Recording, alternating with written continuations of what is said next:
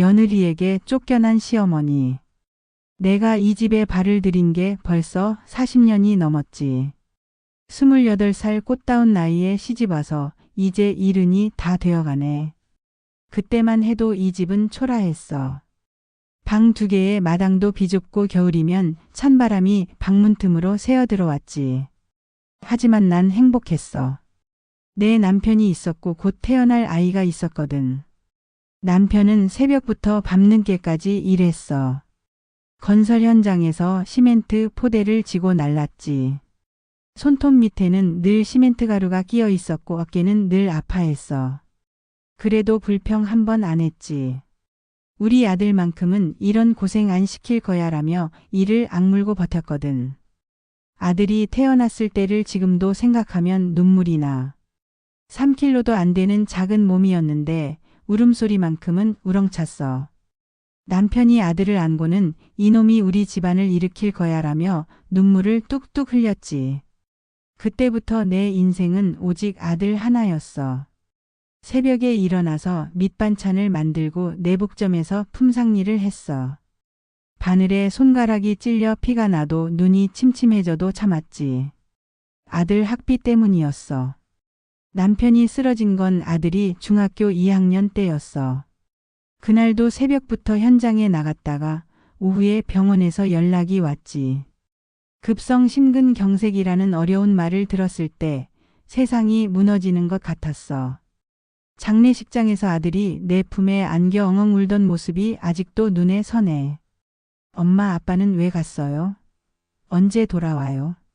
라고 물으며 눈물 범벅이 된 아들을 보며 내가 다짐했지. 이놈만은 제대로 키워서 아버지 못다 한 꿈을 이루게 해주겠다고. 그 뒤로는 정말 악착같이 살았어. 새벽 4시에 일어나서 김밥을 만들어 학교 앞에서 팔고 낮에는 식당에서 설거지를 했어. 밤에는 공장에서 야간 포장 일을 했지. 하루에 서너 시간밖에 못 잤어도 힘든 줄 몰랐어. 아들 얼굴만 보면 힘이 났거든. 아들이 대학에 합격했을 때 난 하늘이 무너져도 좋다 싶었어. 장학금도 받고 전공도 좋은 걸로 골랐지. 그때 아들이 내 손을 잡고 엄마 고생 많이 했어요.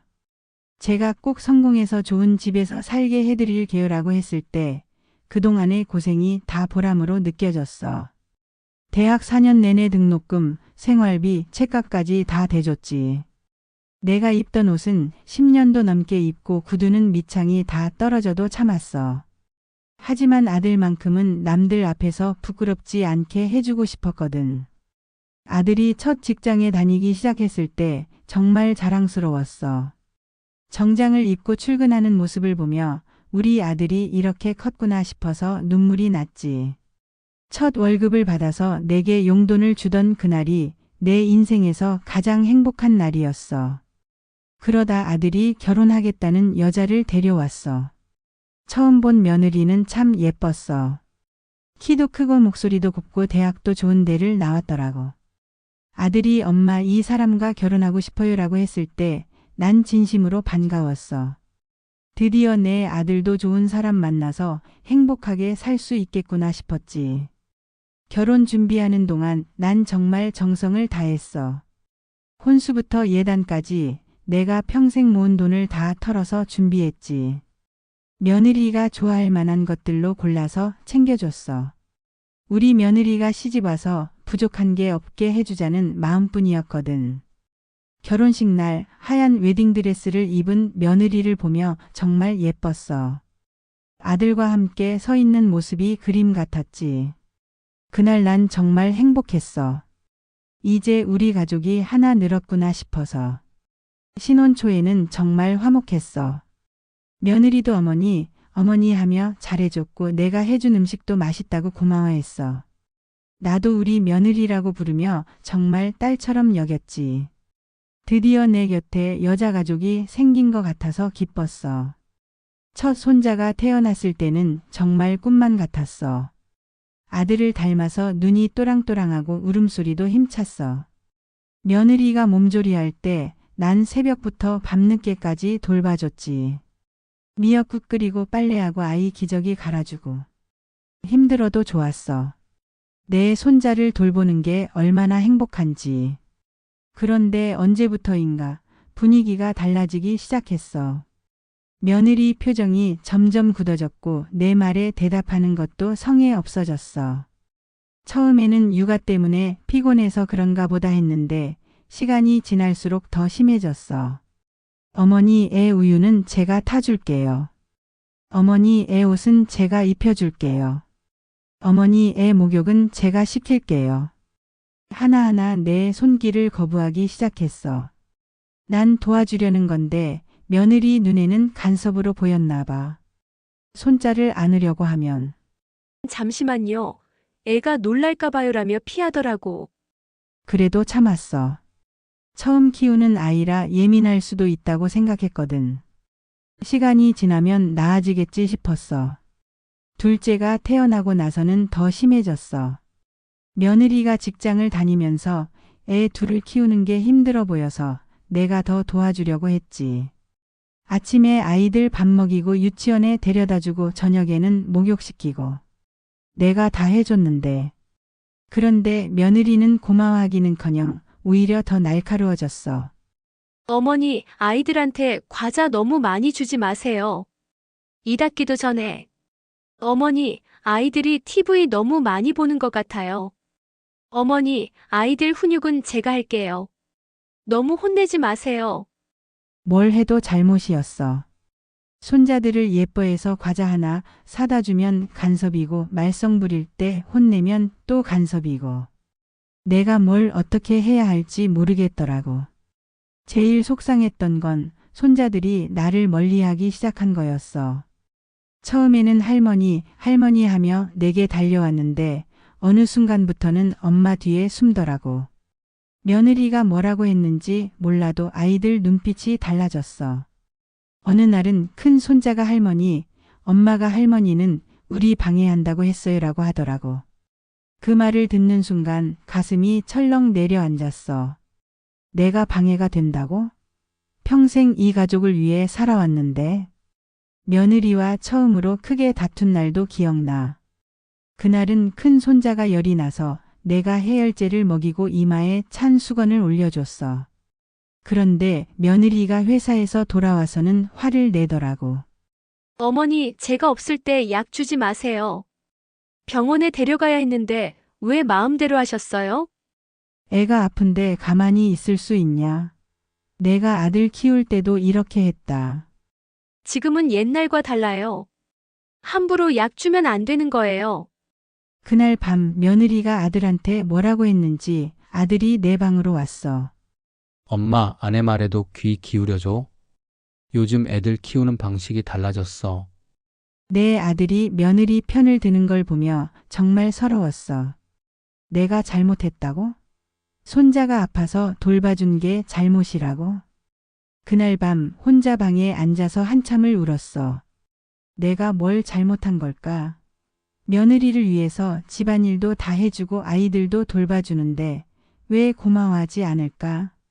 시간이 지날수록 집 안 분위기는 더 차갑게 식어갔어. 며느리는 나와 마주치는 것도 피하려고 했고 아들은 그 사이에서 힘들어했지. 손자들은 할머니보다 엄마만 찾았고.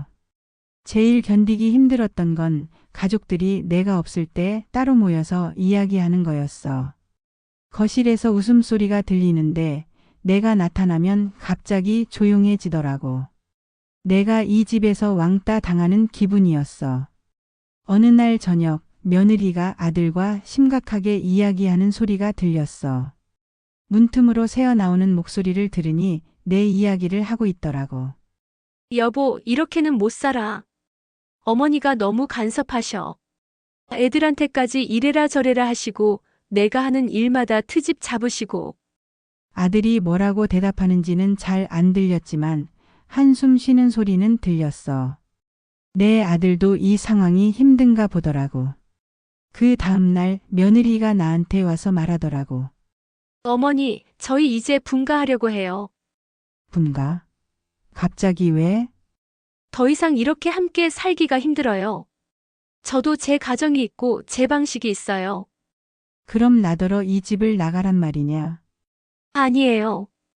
저희가 나갈게요. 이 집은 어머니 집이니까.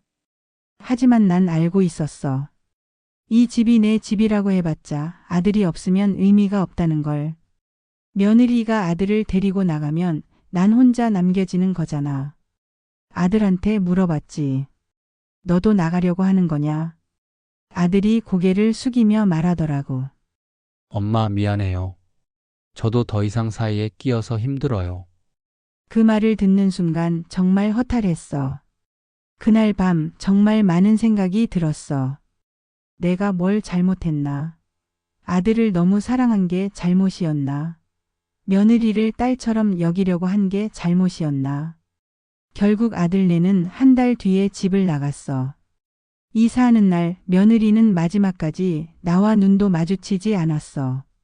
손자들은 할머니, 안녕히 계세요라고 작은 목소리로 인사했지만 며느리가 재촉해서 금세 차에 타더라고. 아들이 마지막에 내 손을 잡고 말했어. 엄마 자주 연락드릴게요. 가끔 놀러 오세요. 하지만 난 알고 있었어. 며느리가 싫어하는데 어떻게 자주 갈 수 있겠어? 연락도 눈치 보며 해야 하고. 집이 텅 비어버리니 정말 적막했어. 40년 넘게 북적했던 집이 갑자기 조용해지니까 내 숨소리마저 크게 들리더라고. 혼자 밥 먹고 혼자 TV 보고 혼자 잠들기가 이렇게 서러울 줄 몰랐어. 처음 며칠은 아들한테 전화도 못 걸겠더라고. 전화해서 뭐라고 말해? 보고 싶다고? 그러면 며느리가 또 싫어하겠지. 일주일 후에 용기 내서 아들한테 전화했어. 잘 살고 있냐? 네, 엄마. 잘 지내요. 손자들은? 잘 지내요. 새 집 생활에 적응하고 있어요. 전화 통화도 5분이 채 안 됐어. 예전에는 1시간도 넘게 이야기했는데 한 달에 한두 번 연락했지만 점점 뜸해졌어. 아들도 바쁘고 며느리 눈치도 보이고 명절 때나 겨우 얼굴 한 번 보는 정도였어. 손자들도 나를 점점 낯설어했어. 한 번씩 보러 갈 때마다 아이들이 나를 어색해하는 게 느껴졌어. 할머니라고 부르지만 예전처럼 친근하지 않더라고. 그렇게 3년이 흘렸어. 나는 혼자 이 큰 집에서 점점 늙어가고 있었지. 무릎도 아프고 눈도 침침해지고. 그래도 병원 갈 생각은 안 했어. 아들한테 걱정 끼치기 싫어서. 어느 날 아들한테 전화가 왔어. 목소리가 심상치 않더라고. 엄마 아내가 많이 아파요. 뭐가 아프다고?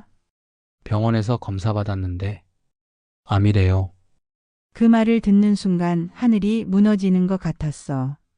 그렇게 미워했던 며느리인데 막상 아프다고 하니까 가슴이 아프더라고. 수술해야 하니? 네, 다음 주에 수술 받을 예정이에요. 내가 도와줄까?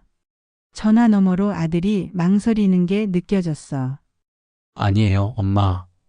괜찮아요. 하지만 며칠 뒤 아들이 다시 전화했어. 목소리가 지쳐 있더라고.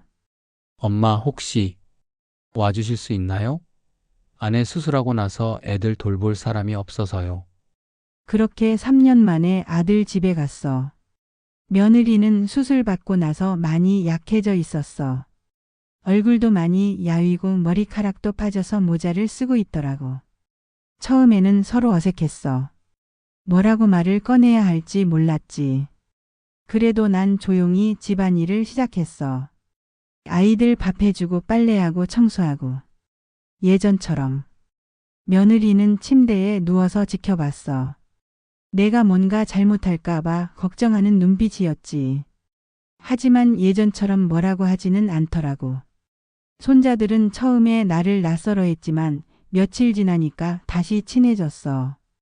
아이들도 엄마가 아픈 걸 알고 있으니까 할머니라도 의지하고 싶었나 봐. 일주일 정도 지났을 때 며느리가 나한테 말했어. 어머니 고생하시네요. 이런 게 뭐가 고생이냐. 당연한 거지. 예전에는 제가 어머니 마음을 몰랐어요. 그 말을 듣고 가슴이 뭉클했어. 3년 만에 며느리한테서 들은 따뜻한 말이었거든. 며느리 병간호를 하면서 난 많은 걸 깨달았어. 이 사람도 결국 내 가족이구나. 아들이 사랑하는 사람이고 내 손자들의 엄마구나. 예전에는 며느리가 나를 인정해 주기를 바랐어. 내가 이 집의 어른이라는 걸, 아들의 엄마라는 걸 인정해 주길 원했지. 하지만 며느리도 이제 아이 둘의 엄마고 자기만의 방식이 있는 거였어. 며느리가 조금씩 회복되면서 우리 관계도 조금씩 나아졌어. 예전처럼 대립하지는 않았어. 서로 조심스럽게 존중하며 지내려고 노력했지. 어느 날 밤 며느리가 내 방으로 왔어. 눈이 빨갛더라고. 어머니, 진짜 죄송해요. 무슨 소리야? 아픈데 무슨 죄송한 소리야? 아니에요. 예전에 어머니를 너무 힘들게 해드렸어요. 그런 건 다 지나간 일이다. 생각하지 마라. 저도 이제 엄마가 되어보니까 어머니 마음을 알겠어요. 아들을 얼마나 사랑하셨는지. 며느리가 눈물을 흘리며 말하더라고.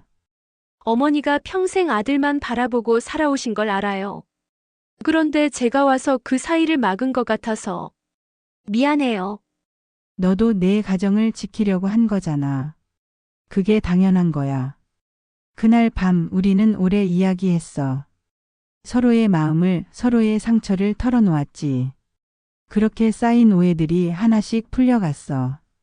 며느리가 완전히 회복된 후에도 난 가끔 놀러 갔어. 예전처럼 간섭하지는 않았어. 그냥 손자들 얼굴 보고 며느리랑 차 마시며 이야기하고. 며느리도 변했어. 내가 오면 반갑게 맞아주고 아이들한테도 할머니 오셨다 하며 기뻐하더라고. 손자들도 다시 나를 따랐어. 어느 날 며느리가 말했어. 어머니, 앞으로는 같이 살면 어떨까요? 뭐라고? 혼자 계시는 것도 외로우시고 저희도 어머니가 그리워요. 정말 뜻밖이었어. 며느리 입에서 그런 말이 나올 줄 몰랐거든. 너희가 괜찮겠냐? 괜찮아요. 이제 서로 이해할 수 있을 것 같아요. 그렇게 나는 다시 아들 집으로 들어갔어. 하지만 예전과는 달랐어. 서로를 존중하며 배려하며 살게 되었지. 이제 나는 며느리에게 이런 말을 해줄 수 있어. 내가 나를 쫓아냈던 그날 나는 정말 원망했다. 평생 아들만 바라보며 살았는데 결국 며느리 손에 밀려나는구나 싶어서. 하지만 이제는 안다. 너도 내 가정을 지키려고 한 거라는 걸. 그리고 결국 우리는 한 가족이라는 걸. 며느리도 눈물을 흘리며 대답해. 어머니, 정말 죄송했어요. 그때는 어머니 마음을 몰랐어요. 이제 됐다. 서로 이해했으니까. 지금 생각해보면 그때의 갈등이 있었기에 우리가 더 가까워진 것 같아. 서로의 마음을 제대로 알게 되었거든. 나는 며느리 손에 쫓겨난 시어머니였지. 하지만 결국 마지막에 웃은 건 나였구나. 미움을 품지 않고 용서를 선택했기 때문에. 가족이란 게 그런 거야. 때로는 서로 상처 주고 오해하고 멀어지기도 하지만 결국에는 사랑으로 다시 만나게 되는 거야. 지금도 가끔 며느리와 의견이 다를 때가 있어. 하지만 예전처럼 감정적으로 대립하지는 않아. 이 사람도 나름의 이유가 있겠구나 하며 이해하려고 노력하지. 며느리도 마찬가지야. 내가 손자들을 돌봐줄 때 어머니 감사해요라고 진심으로 말해줘. 그리고 가끔은 어머니 방식이 맞는 것 같아요라고도 하더라고. 며느리와 나는 이제 서로의 조언을 구해. 아이들 교육 문제로 고민될 때 며느리가 내게 물어봐. 어머니는 어떻게 생각하세요? 하고. 나도 요즘 젊은 엄마들이 어떻게 하는지 궁금할 때 며느리에게 물어보지. 특히 며느리가 직장 생활과 육아 병행으로 힘들어할 때 내가 자연스럽게 도와줄 수 있게 됐어. 예전에는 내 도움을 간섭으로 받아들였는데 이제는 정말 고마워해. 어머니가 계셔서 제가 안심하고 일할 수 있어요. 어머니가 아이들 봐주시니까 제가 마음 놓고 출장도 갈 수 있고요. 이런 말들을 들을 때마다 내가 정말 필요한 사람이구나 싶어서 뿌듯해. 요즘 나는 새로운 취미도 생겼어. 며느리가 권해줘서 동네 경로당에서 하는 요가 수업에 다녀. 거기서 만난 할머니들한테 우리 며느리 자랑을 많이 해. 우리 며느리가 얼마나 효자인지 몰라. 내가 아플 때 병원까지 데려다주고 좋은 음식 해달라고 부탁하고. 다른 할머니들이 부러워해. 우리는 며느리가 시어머니를 짐스러워하는데 부럽다고 하더라고. 그럴 때마다 나는 말해줘. 처음부터 이랬던 건 아니야. 우리도 많이 싸웠고 서로 상처도 줬어. 하지만 결국에는 이해하게 됐지. 가족이니까. 며느리도 직장 동료들에게 시어머니 자랑을 많이 한다고 들었어. 아들이 그러더라고. 엄마, 아내가 회사에서 어머니 이야기 자주 해요. 시어머니가 얼마나 좋으신지, 애들을 얼마나 잘 봐주시는지. 그런 말을 들으면 정말 기분이 좋아. 예전에는 며느리가 나에 대해 어떻게 말할까 걱정됐는데 이제는 자랑거리가 됐으니까. 가끔 며느리 친구들이 집에 놀러와. 그럴 때 나는 조용히 차와 과일을 내어주지. 그러면 며느리가 친구들에게 말해. 우리 어머니가 이렇게 세심하게 챙겨주셔. 친구들도 부럽다. 우리 시어머니는 그냥 간섭만 하는 데라고 하더라고. 그런 말을 들으면 내가 정말 좋은 시어머니가 되었구나 싶어서 뿌듯해. 하지만 가장 기쁜 건 우리 가족이 진짜 가족다워졌다는 거야. 명절 때도 억지로 모이는 게 아니라 정말 기다려지고 즐거워. 손자들도 할머니 집 갈 거예요. 라고 기대하면서 묻고. 저번 추석 때는 며느리가 나한테 말했어. 어머니, 제가 전 준비할게요. 어머니는 쉬세요. 그래서 그 추석에는 정말 편하게 보냈어. 며느리가 음식 준비하는 동안 나는 손자들이랑 놀아줬지. 그때 큰 손자가 내게 말했어. 할머니, 엄마랑 할머니가 싸우지 않으니까 너무 좋아요. 왜? 예전에는 집이 무서웠어요. 엄마랑 할머니가 싸우시니까. 근데 이제는 집이 따뜻해요. 그 말을 들으며 우리가 얼마나 아이들에게 상처를 줬는지 깨달았어. 어른들 갈등이 아이들한테도 영향을 미쳤던 거야. 이제는 손자들이 친구들한테 자랑해. 우리 할머니는 세상에서 제일 좋으신 할머니야 라고. 며느리도 우리 어머니는 정말 좋으신 분이야 라고 말한대. 며느리 부모님을 만날 때도 이제는 어색하지 않아. 예전에는 며느리 친정 어머니와 만나면 서로 견제하는 분위기였는데 이제는 손자들 이야기하며 편하게 지내. 요즘 나는 다른 시어머니들한테 조언도 해줘. 며느리 때문에 고민인 사람들이 많거든. 서로를 이해하려고 노력해야 해. 며느리도 나름의 이유가 있을 거야. 그리고 무엇보다 미워하지 마. 미움은 결국 자신만 상하게 해. 가족이니까 언젠가는 화해할 날이 와. 그때까지 기다려. 이런 말들을 해주면서 내 경험이 다른 사람들에게도 도움이 되길 바라. 지금 이 나이가 되어서야 깨달은 게 있어. 가족이란 완벽하지 않아도 괜찮다는 것. 서로 다르고 때로는 상처 주고 오해할 수도 있지만 그래도 결국은 사랑으로 이어져 있다는 것.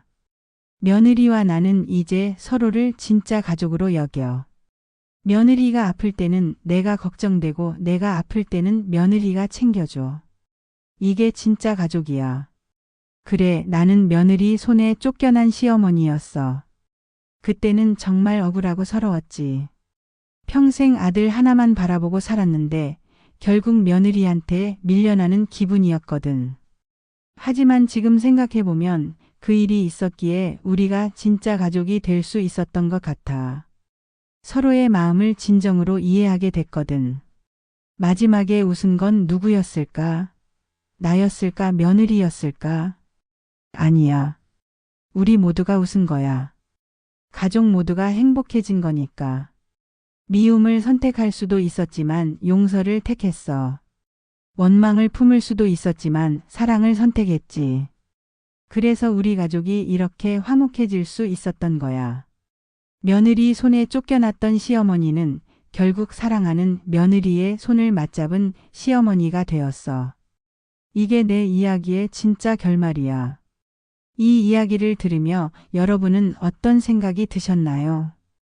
누구의 잘못이었을까요? 며느리였을까요? 시어머니였을까요? 어쩌면 답은 간단할지도 모릅니다. 서로를 이해하려는 마음, 그리고 용서하는 마음만 있다면 어떤 갈등도 해결될 수 있다는 건 말입니다. 가족이란 선택할 수 없는 인연이지만 사랑은 선택할 수 있는 감정입니다. 미움 대신 사랑을, 원망 대신 용서를 선택했을 때 진정한 가족이 될 수 있는 것 아닐까요?